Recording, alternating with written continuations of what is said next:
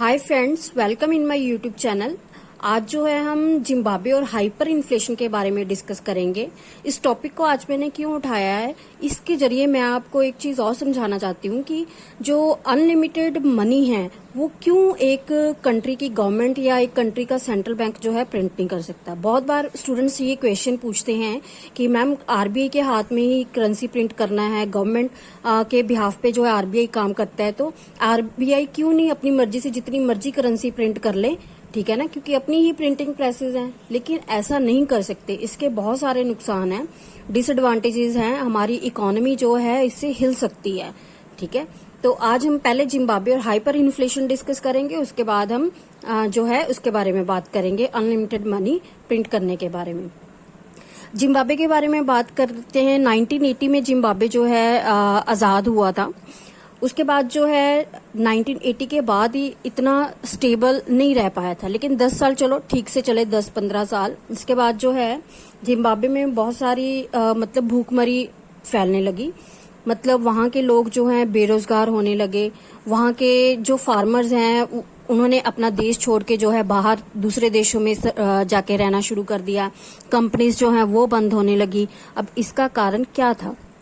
1998 और 1999 की बात कर रही हूँ, जब रॉबर्ट मुगाबे जो हैं प्रेसिडेंट थे जिम्बाब्वे के। उस टाइम क्या हुआ था कि वहाँ की जो करेंसी थी वो काफी जो है डीवैल्यू हो रही थी। डीवैल्यू का मतलब वहाँ के लोगों को ही अपनी करेंसी में ट्रस्ट नहीं था, ठीक, कि कल को करेंसी की वैल्यू जो है कहाँ जाएगी। इन्वेस्टमेंट नहीं आ रही थी कंट्री में। दूसरे देश भी जो हैं उसमें ट्रस्ट नहीं कर रहे थे जिम्बाब्वे की करेंसी में। तो इन्वेस्टमेंट कम होगी, कंपनीज को इन्वेस्टमेंट नहीं मिली, कंपनीज के ओनर्स को खुद ट्रस्ट नहीं रहा कि हम इस कंट्री में सरवाइव कर पाएंगे या नहीं कर पाएंगे। ऐसे ही जो फार्मर्स थे उनको भी ट्रस्ट नहीं रहा कि हम इस कंट्री में सरवाइव कर पाएंगे या नहीं कर पाएंगे।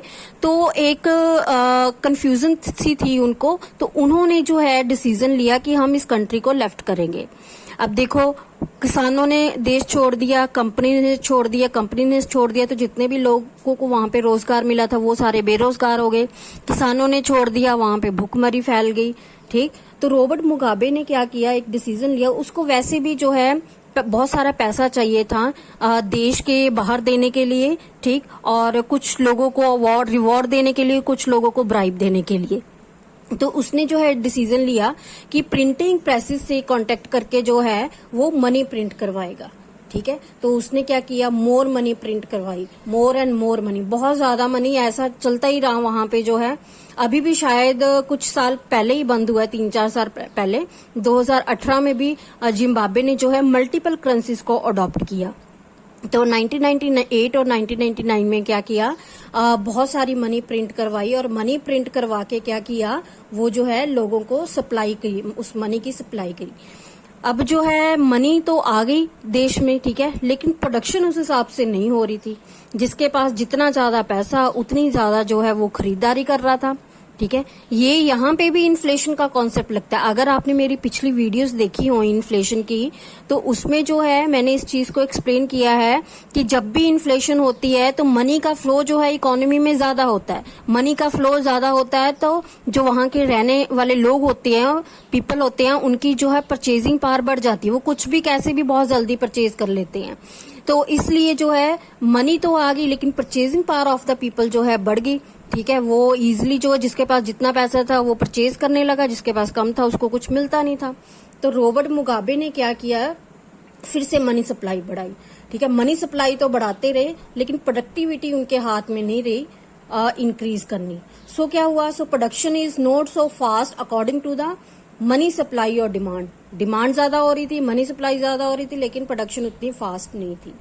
तो क्या हुआ, वहां के प्राइसेस जो हैं चीजों के इंक्रीज होते गए। अब आपको पता ही है, जब पैसा ज्यादा आता है तो प्राइसेस जो बढ़ जाते हैं, क्योंकि डिमांड जो है चीजों की ज्यादा होने लगती है। सारा खेल डिमांड एंड सप्लाई का है।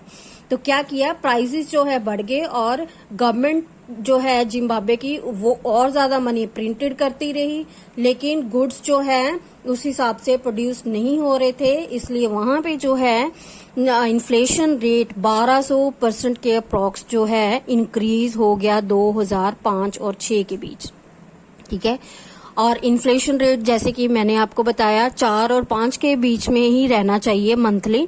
इतना रहे तो कंट्री की ग्रोथ भी होती है और जो है सेंट्रल बैंक या गवर्नमेंट ऑफ उस कंट्री के कंट्रोल में भी रहता है। तो इसीलिए जो है गवर्नमेंट जो है इसलिए जो है कोई भी कंट्री या किसी भी कंट्री की गवर्नमेंट या उसका सेंट्रल बैंक जो है या गवर्नमेंट ऑफ इंडिया या आरबीआई जो है अपनी मनमर्जी से कितनी भी करेंसी प्रिंट नहीं कर सकते हैं, क्योंकि ऐसा करने से जो है मनी का फ्लो इकोनॉमी में ज्यादा हो जाता है, जिससे इन्फ्लेशन होती है और इन्फ्लेशन होने से जो है purchasing power of the people जो है इंक्रीज हो जाती है और जिससे जो है हमारी करेंसी की वैल्यू जो है डिक्रीज होती है।